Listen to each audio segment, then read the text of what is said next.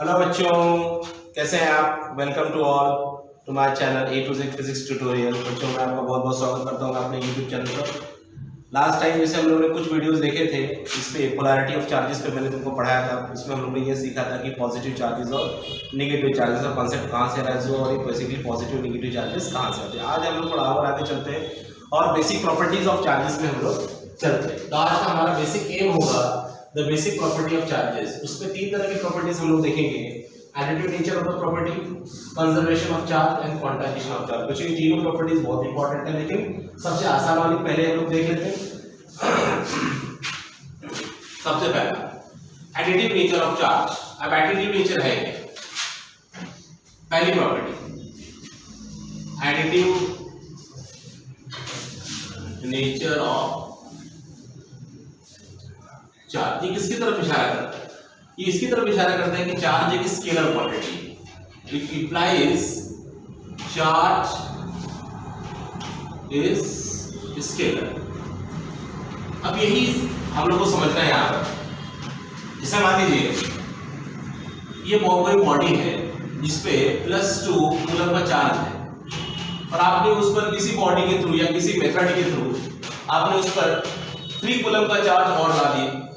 अगर आप इस पे बाहर से इतना चार्ज ऑलरेडी आप लेके आए, जिसके इसके पास पहले से इतना चार्ज पड़ा हुआ है, आप 3 कूलम का चार्ज पे बाहर से लेके आ गए +3 कूलम का चार्ज, तो सवाल उठता है कि टोटल चार्ज कितना होगा। तो टोटल चार्ज हमारे नॉर्मल अलजेब्रा के अकॉर्डिंग होगा। तो टोटल चार्ज कितना होगा इस पर, Q + Q = +2 कूलम + 3 कूलम, यहाँ पर +5 कूलम हो गया। यानी हमारे नॉर्मल अलजेब्रा जो हम लोग मैथ्स में पढ़े हुए हैं, बेसिक अलजेब्रा हमारा एडिशन रूल सब्ट्रैक्शन रूल, उसी के अकॉर्डिंगली यहाँ पर भी एडिशन सब्ट्रैक्शन होता है। तो ये बिल्कुल हमारे दूसरे नॉर्मल अलजेब्रा की तरह सिंपल चीज है। दूसरे एग्जांपल, जैसे यहाँ पर -7 कूलम का चार्ज है और अगर आपने इस पर +5 कूलम का चार्ज इस पे डाल दिया है, तो बताइए चार्ज कितना होगा। अब हमको पता है बच्चों, हम लोग ने पढ़ा होगा स्कूल लेवल पर कि -7 और +5 होता कितना है। जो अभी आप लेके आए तो प्लस होने वाला है, तो टोटल चार्ज कितना होगा, कितना चार्ज बोलिए, Q + Q कितना होगा। बॉडी पर कितना चार्ज पहले से Q और आप लेके कितना है स्मॉल q, तो कितना हो गया -7 coulomb + 5 coulomb which is equal to -2 coulomb. So इसका मतलब ये है कि चार्ज किसी हमारे नॉर्मल अलजेब्रा को फॉलो करता है और चार्ज में किसी तरह का कोई डायरेक्शन नहीं होता, इसलिए चार्ज स्केलर है, इसलिए आप उसको डायरेक्टली ऐड और सब्ट्रैक्ट कर सकते हैं। ठीक है, तो आज हम यहाँ पर हम लोगों ने देखा कि चार्ज की जो सबसे बेसिक प्रॉपर्टी है वो एडिटिव नेचर है, यानी चार्ज एक स्केलर क्वांटिटी है, इसलिए ऐसा हो सकता है। चार्ज अगर स्केलर नहीं होता तो आप ऐसा नहीं कर सकते थे, लेकिन चार्ज स्केलर है इसलिए चार्ज को डायरेक्टली ऐड और सब्ट्रैक्ट किया जा सकता है नॉर्मल अलजेब्रा के रूल के हिसाब से। अब जिसकी दूसरी प्रॉपर्टी हम लोग देखेंगे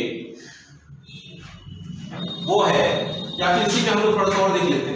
इसमें है कि अगर टोटल चार्ज किसी बॉडी पर अगर आप चार्ज प्रोवाइड करोगे Q1 Q2, जैसे मान लो ये बॉडी है, ये बॉडी है, इस पर आपने Q1 चार्ज दिया, आपने इस पे Q2 चार्ज दिया, आपने इस पे Q3 चार्ज दिया और आपने इस पे Qn चार्ज दिया, तो सवाल उठता है कि इस बॉडी पर टोटल चार्ज कितना बना। तो total charge is equal to Q1 + Q2 + Q3 + Q up to Qn। The total charge of the body is the algebraic sum of the charges added or given. That's it. समझ में आया सबको? चलो very good. अब आगे step और आगे चलते हैं। सेकेंड हमारा है कंजर्वेशन ऑफ चार्ज। ये बच्चों थोड़ा सा और आगे हम लोग पढ़ेंगे इसमें, ये थोड़ा सा डिटेल है। अगला है कंजर्वेशन।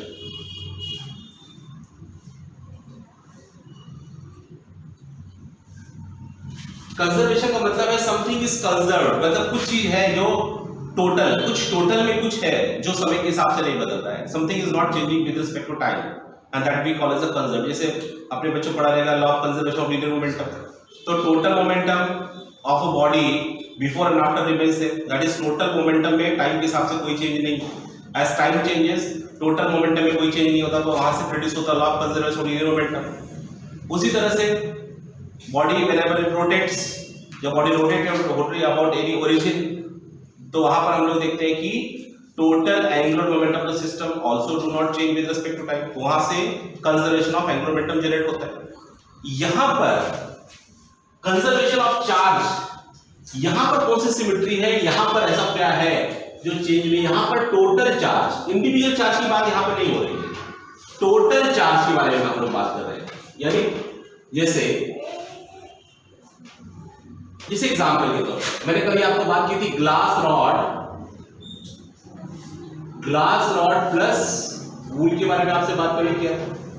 अब देखिए ग्लास रॉड पर इनिशियली कोई चार्ज नहीं था और वूल पर भी कोई चार्ज नहीं था, तो टोटल चार्ज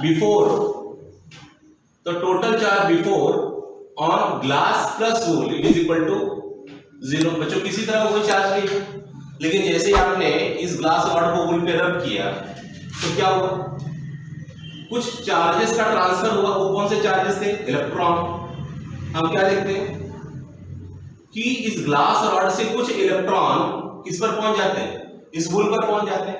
मान लो इसमें से एक इलेक्ट्रॉन अगर जंप करके गया तो यहां पर एक नेगेटिव चार्ज हुआ, तो जितना नेगेटिव चार्ज उस पर बना उस पर एक नेगेटिव चार्ज क्या हो गया, उस पर एक नेगेटिव चार्ज कम हो गया तो इस पर प्लस ई का चार्ज आ गया। मान लो ऐसे एक दो चार इलेक्ट्रॉन और गए, ठीक है, तो यहां पर मान लो एक इलेक्ट्रॉन यहां से गया तो यहां पर एक प्लस ई का चार्ज बनेगा। यहां से आपने एक इलेक्ट्रॉन को मान लो इलेक्ट्रॉन जंप करके चला गया तो यहां पर माइनस ई का चार्ज आया तो यहां पर प्लस ई का चार्ज बन गया। सिमिलरली यहां से इलेक्ट्रॉन जंप करके गया तो यहां पर माइनस ई और यहां पर प्लस ई। अभी भी इस ग्लास रॉड पर अगर देखें तो इस ग्लास रॉड पर charges on glass rod is equal to plus 4e, लेकिन charge on wool is equal to minus 4e। 4 electron है तो टोटल चार्ज अभी कितना हो गया, total charge after rubbing two bodies कितना हो गया बच्चों, that is charge on the glass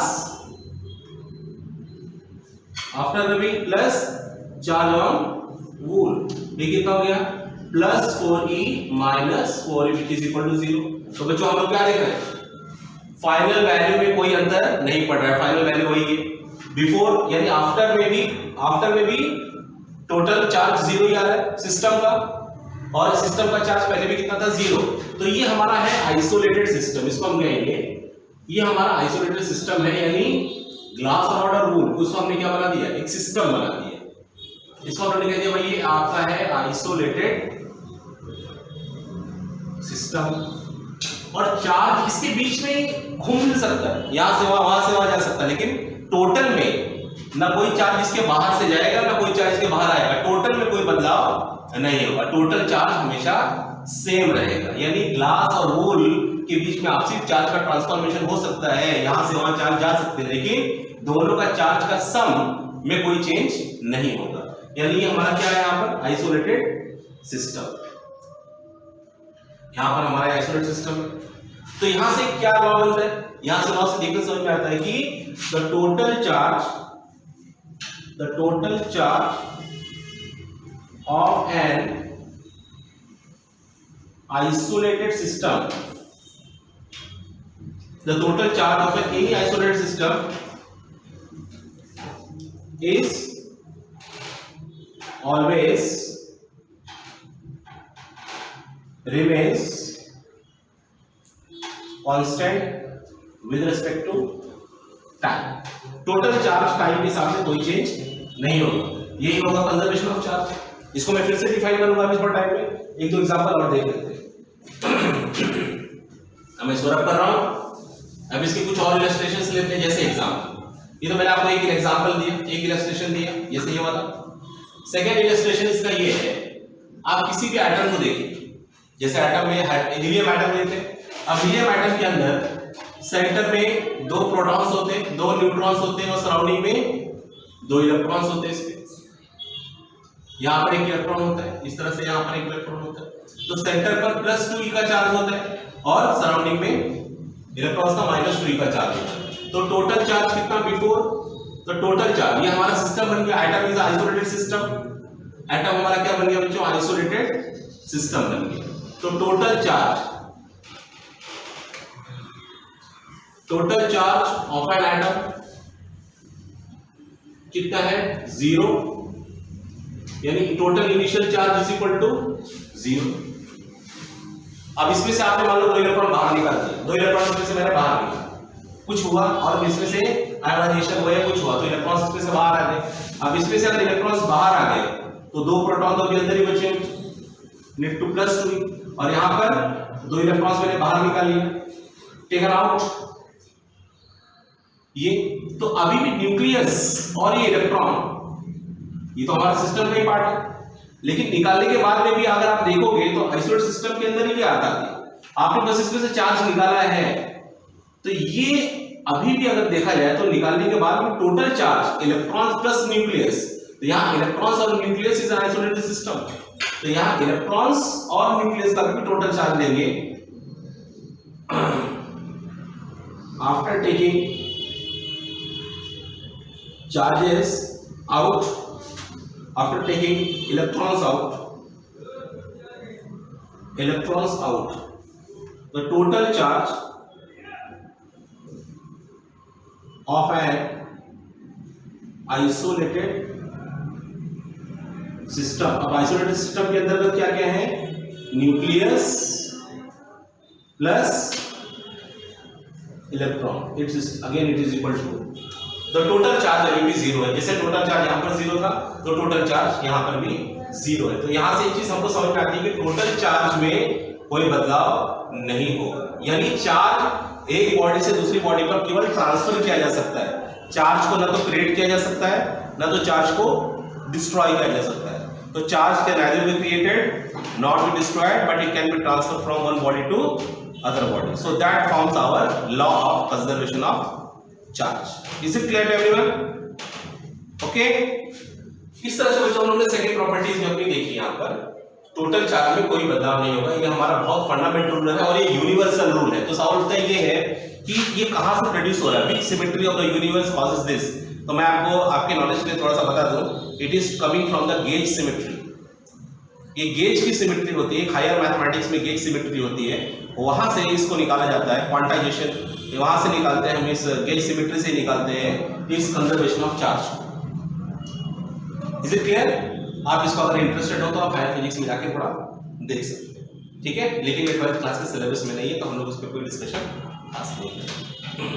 अब थर्ड पॉइंट हमारा है, आपको ये समझ में आ गया रहेगा। अब हम लोग थर्ड पॉइंट पे चलते हैं। थर्ड पॉइंट हमारा है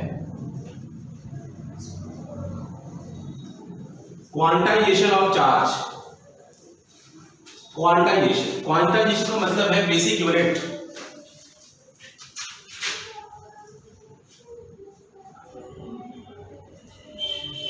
क्वांटाइजेशन ऑफ चार्ज, यहां पर हमारा यह मानना है कि पूरे बॉडी पर जितना भी चार्ज हो वो एक बेसिक एलिमेंट्री चार्ज से मिलकर ही बनता है। जैसे एग्जांपल के तौर पर देखते हैं, अभी मैंने कुछ एग्जांपल ले लिए, जैसे मैंने यहां पर बोला कि ये हमारे पास ग्लास रॉड है और ये वूल है, तो यहां से एक इलेक्ट्रॉन जब यहां पर जा रहा है तो यहां पर माइनस ई का चार्ज क्रिएट हो रहा है, यहां पर प्लस ई का चार्ज क्रिएट हो रहा है। अगर इस तरह से 3 चार्जेस का ट्रांसफर हुआ, यानी 3 इलेक्ट्रॉन्स का ट्रांसफर हुआ, तो यहां पर माइनस ई और माइनस ई के 3 चार्ज बनेंगे और यहां पर प्लस ई के 3 चार्जेस पर डिपॉजिट हो जाएंगे। तो आप देखो इस ग्लास रॉड पर अगर जो भी चार्ज है, the total charge in glass rod is equal to 3 times of plus E, और अगर वूल पर भी चार्ज देखा जाए तो total charge in the wool is equal to 3 times of minus. अगर ये 4 इलेक्ट्रॉन्स का ट्रांसफर होता तो क्या होता, यहां पर +4 होता, यहां पर -4 होता। 100 इलेक्ट्रॉन्स का ट्रांसफर होता तो यहां पर क्या होता, +100, यहां पर कितना होता बच्चों, -100 ई का चार्ज होता है। यानी पूरे बॉडी पर जो भी चार्ज होता है, पूरे बॉडी पर जितना भी, that is because of electron transfer, क्योंकि इलेक्ट्रॉन बस एक बॉडी से दूसरी बॉडी पर जा रहा है, तो 1 इलेक्ट्रॉन जा सकता है, 2 इलेक्ट्रॉन, कभी भी 2.5 इलेक्ट्रॉन नहीं जा सकता, 3.7 इलेक्ट्रॉन, जैसे 4.3 इलेक्ट्रॉन को तोड़ करके थोड़ी ना डाला जा सकता है, इलेक्ट्रॉन तो टूट नहीं सकता। तो इलेक्ट्रॉन जब भी जाएगा, क्योंकि electron is a fundamental particle of the universe, is the smallest particle of the universe which is not possible to cut, उसको तो कट करना पॉसिबल ही नहीं, इसलिए इसमें से इलेक्ट्रॉन का भी आधा चार्ज हो जाए तो ये एटॉमिक स्केल पर तो पॉसिबल नहीं है, ठीक है। तो वहां पर जब भी इलेक्ट्रॉन जाएगा तो 1 इलेक्ट्रॉन जाएगा, 2 जाएगा, 4 जाएगा, 10 जाएगा, जो भी जाएगा, तो टोटल चार्ज बॉडी पर जो भी बनेगा वो इलेक्ट्रॉनिक चार्ज के टर्म्स में ही होगा, ठीक है। इसलिए पूरे बॉडी पर जो भी चार्ज एक्वायर हो सकता है, पूरी बॉडी जो भी चार्ज एक्वायर कर सकती है, तो total charge is made up of some number multiplied to E. मान लो किसी बॉडी ने n नंबर ऑफ इलेक्ट्रॉन्स को एक्वायर कर लिया, तो उस पे टोटल चार्ज कितना है, n टाइम्स ऑफ ई। तो यहां पर हम देख रहे हैं कि charge is not a continuous, यहां पर चार्ज जो है वो कंटीन्यूअस नेचर में नहीं आ रहा। माइक्रोस्कोपिक वर्ल्ड में अगर हम बहुत डीपली जाके देखें तो इसको हम लोग बहुत अच्छी तरह से होता हुआ देख सकेंगे कि चार्ज एक एलिमेंट्री, कोई भी total charge is made up of some elementary charges. Total charge elementary charge से मिलकर बना हुआ है। एक चार्ज, दो electron, 3 electron, 10 electron, 15 electron, 40 electron, 50 electron, कुछ और कितना भी हो, ये n क्या है, n is what, n is the whole number, ये आपका होल नंबर है। अभी मैंने हो कितनी सकती बच्चों, आप या तो 1 इलेक्ट्रॉन का ट्रांसफर कर सकते हो, या तो 2 इलेक्ट्रॉन का ट्रांसफर कर सकते हो, 3 का कर सकते हो, या बहुत कर सकते हो, ठीक है। तो total charge on any body, the total charge on any body is made up of integral multiple of some basic unit charge, and this rule that total charge is made up of total charge on the body is made up of some elementary charges, this principle is called quantization of charges। यहीं से हमको मिलता है quantization of charge। Is it clear? I hope आपको ये समझ में आएगा। This is the quantization of charge। अब ये माइक्रोस्कोपिक वर्ल्ड में, in the case of microscopic world में ये तो बहुत क्लियरली हमको दिखाई पड़ता है, ये माइक्रोस्कोपिक व्यू। लेकिन जैसे आप मैक्रोस्कोपिक वर्ल्ड में, जैसे आप for example you calculating the total charge on the rod, अब इस रॉड के डायमेंशन के हिसाब से अगर हम चले तो चार्जेस का साइज और चार्जेस का डिस्ट्रीब्यूशन इसमें बहुत ही छोटा है। इट्स अ वेरी, तो यहां पर आप एक इलेक्ट्रॉन के चार्ज का डिस्ट्रीब्यूशन आप देखते जाएंगे तो यहां पर आपसे प्रॉब्लम ही सॉल्व नहीं हो सकती, और यह प्रॉब्लम सॉल्व करना बहुत डिफिकल्ट हो जाएगा। तो ऐसे केसेस में हम एक इलेक्ट्रॉन्स को नहीं देखते, बल्कि हम लोग देखते हैं कि चार्ज पर हम लोग यहाँ पर एक इलेक्ट्रॉन के बीच में कोई डिस्टिंग्विश नहीं करते, यहाँ पर हम लोग सब एलिमेंट चार्ज लेके चलते हैं। तो linear charge density, surface charge density, volume charge density जैसी चीजें यहाँ पर आ सकती है। यानी यहाँ पर चार्ज को हम लोग एक इलेक्ट्रॉन चार्ज मिलकर नहीं देख रहे, यहाँ पर हम लोग चार्ज को कंटिन्यूअस नेचर में देख रहे हैं,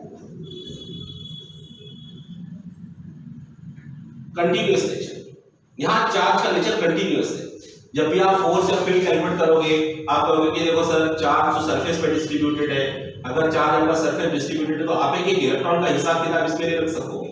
तो यहाँ पर जो भी चार्ज है उसको हम लोग कंटिन्यूअस चार्ज में ले लेते हैं। जैसे वॉल्यूम के अंदर चार्ज का डिस्ट्रीब्यूशन है, तो ये भी बच्चों, ये भी अगर वॉल्यूम चार्जेस का वॉल्यूम में अगर डिस्ट्रीब्यूशन है तो यहाँ पर भी एक इलेक्ट्रॉन का हिसाब नहीं रखेंगे, यहाँ पर चार्ज को कंटिन्यूसली लेना पड़ेगा, तभी आपसे प्रॉब्लम सॉल्व करना इजी कर पाएगा। तो यहीं से अराइज होगा linear charge density, surface charge density, volume charge density. Is it clear? तो ये मैक्रोस्कोपिक वर्ल्ड,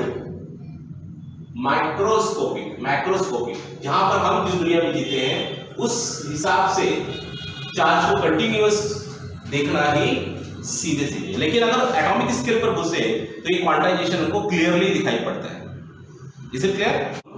इस तरह से बच्चों हम लोगों ने देखा तीनों प्रॉपर्टीज, जैसे additive nature, conservation of charge और क्वांटाइजेशन ऑफ चार्ज, इन तीनों को हम लोग ने देख लिया। और अब कुछ और आगे चलेंगे हम लोग इसमें, अपने नेक्स्ट वीडियो में हम लोग देखेंगे द कूलम्ब्स लॉ, यानी ये चार्ज इंटरैक्ट कैसे करते हैं, इनके बीच में फोर्सेस क्या होते हैं, कैसे कैलकुलेट किया जाता है, what is the principle, what is the law behind that, we will also see that. So thanks for watching our A to Z physics tutorial channel. मैं आशा अपेक्षा करता हूँ आप लोग को समझ में आएगा।